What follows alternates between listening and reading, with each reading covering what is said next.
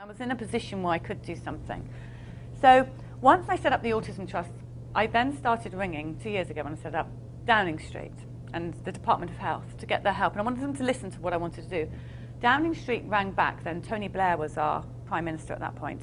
And the press office rang back and they said, Polly, you're on a waiting list to see Tony Blair, but between you and me, you're really not going to get to see him because every time we Google you, it's just vaccination damage, MMR written on you. He doesn't want to talk to you about that. That's just not where he's going to go.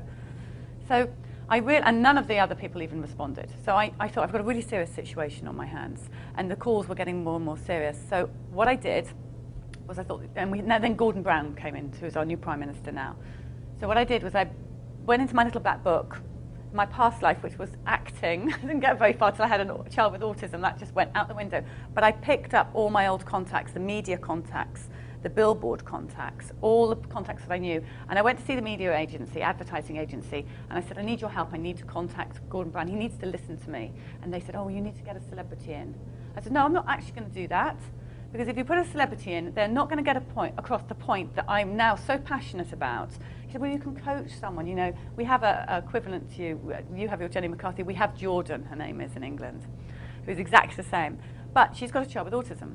But she was on television recently saying, oh, there's not a problem. Well, there isn't for her because she's got so much money that she can hire so much help in her beautiful big house, which is fantastic, but that's not real. That's not what we're dealing with.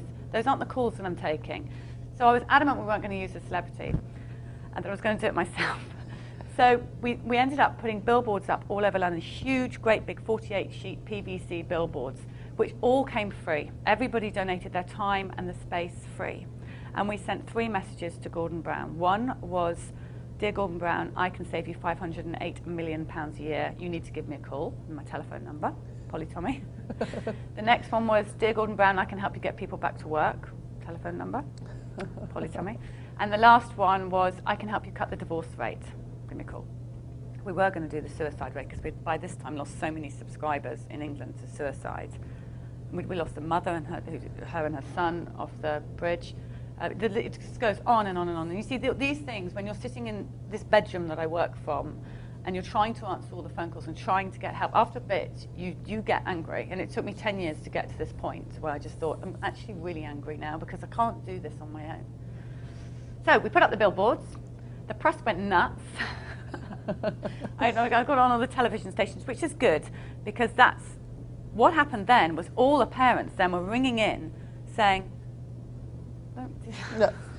All the parents were ringing in saying, yes, that's what we need. I've got these problems. I haven't got any nappies. My child's 14. He wears nappies. I can't afford to buy him any. I'm having to use towels. It was just awful, these stories that were coming in. And so that's what I talked about on television. The more I talked about it, the more the intensity of these people coming in with these serious issues. And this is, I said to as I said publicly to Gordon Brown, we're not talking about a third world country here. We're talking about your country. This is Britain we're talking about. 1 in 60 children are being diagnosed with autism in this country, and the parents are living in desperate situations. They're at breaking points. So we did this. And I had 3 meetings. I've already had 3 meetings at Downing Street with the Minister of Care and the Minister of Social Services and Health and all these little ministers, and they're keen to help. They saw the model of the Autism Trust and what we want to do. We haven't mentioned vaccination or any of those issues because this isn't what this campaign is about. This campaign is about getting basic help for people with autism, human rights. That's all it's about. And I'm meeting Gordon Brown on the 15th of June, where I'm expecting him to support the Autism Trust. He has to. But interesting, I also contacted the other leaders of the parties. So we've got 3 major parties. We've got Labour, which Gordon Brown's under. We've got the Conservatives, and we've got the Liberal Democrats. And both of those other leaders wrote me a letter saying, too busy, not interested. Huh. So my point here is that if Gordon Brown is the only person that's going to take interest, which he is taking massive interest, and I've never voted Labour in my life, I will vote for any man that stands up and says they will help my child, because and then so will 1 in 60. So and when I'm going to Downing Street, I'm going on, look, I can save you money, we can help all of the desperate situations by just building these places where people can go and get basic help from diagnosis right the way through to the end of their lives.